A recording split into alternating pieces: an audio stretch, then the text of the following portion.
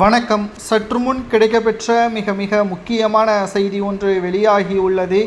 பன்னீர்செல்வத்தின் வீட்டில் குவிந்த அதிமுகவின் தொண்டர்கள் வருகின்ற சட்டசபை தேர்தல் நடைபெறுவதற்கு இன்னமும் 56 நாட்கள் மட்டும்தான் உள்ளது.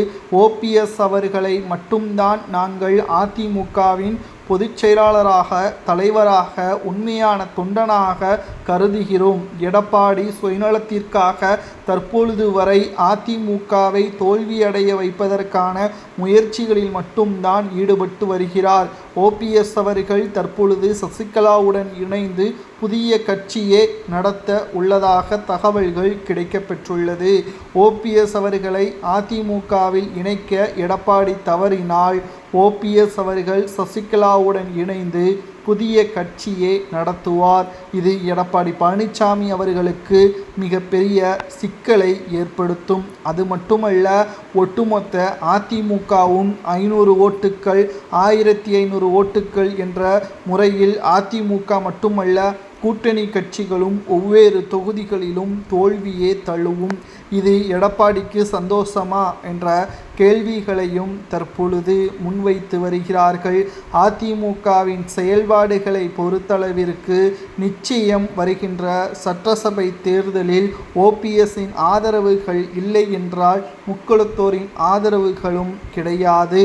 சசிகலாவுடன் இணைந்து புதிய கட்சியை ஆரம்பித்து தென் மாவட்டங்களில், அதாவது 234 தொகுதிகளில் சுமார் 70 தொகுதிகளை மட்டும் குறிவைத்து தேர்தலில் போட்டியிட்டால் அதில் 40 தொகுதிகளில் வெற்றியடைந்தாலே போதுமானது. ஒட்டுமொத்த அதிமுகவிற்கும் மிகப்பெரிய ஒரு சிக்கலை ஏற்படுத்தும்.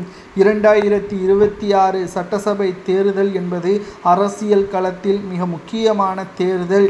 இதனால் அதிமுகவின் பெரும்பான்மையான தொண்டர்கள் ஓபிஎஸ்ஸின் வீட்டிற்கு வந்துள்ளார்கள், ஓபிஎஸ்ஸின் வீட்டில் குவிந்துள்ளார்கள் என்றே நாம் கூறலாம்.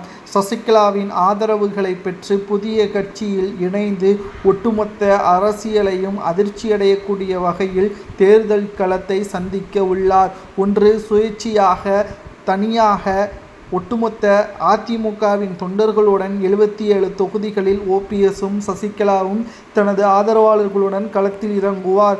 இல்லை என்றால் தமிழக வெற்றி கழகத்தின் தலைவர் விஜய் அவர்களுடன் இணைந்து 40 தொகுதிகளிலாவது தென் மாவட்டங்களில் கைப்பற்றுவார் என்ற தகவலும் கிடைக்கப்பெற்றுள்ளது. ஓபிஎஸ்ஸின் இந்த முடிவு சரியா தவறா என்பதை உண்மையான அதிமுகவின் தொண்டர்கள் கமெண்ட் வாயிலாக கூறுங்கள்.